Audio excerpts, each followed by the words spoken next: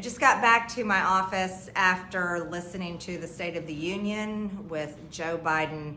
And part of the time we couldn't really understand what he was saying as he was yelling at people, yelling through the applause and mumbling through his words. Some of the things that we did hear didn't make any sense. Joe Biden claimed to care about the border and talked about fentanyl deaths, which is the #1 cause of young people ages 18 to 45, but yet has no plan to secure the border. And frankly, we all know he doesn't care about the border because Joe wants the border wide open. That's the whole problem with Joe. We also heard him talk about McDonald's non-compete fees. Well, I gotta tell you, ladies and gentlemen, I don't hear anybody at home worrying about these terrible fights between different fast food companies.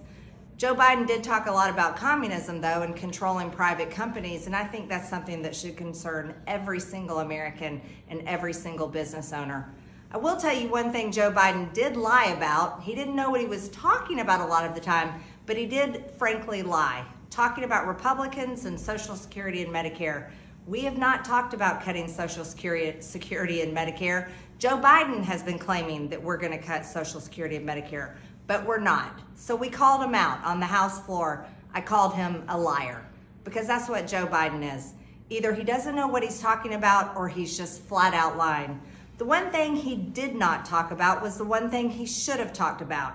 He should have apologized to America for the Chinese spy balloon that he allowed to traverse across our country, spy on our military bases, spy on our food factories, spy on our cities, spy on our entire country.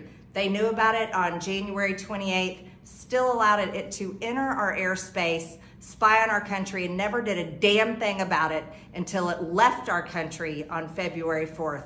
Joe Biden is weak. Joe Biden can't stand up to China. Joe Biden cannot protect our country. He can't protect our borders. And Joe Biden doesn't know anything he's talking about. That's the state of our union.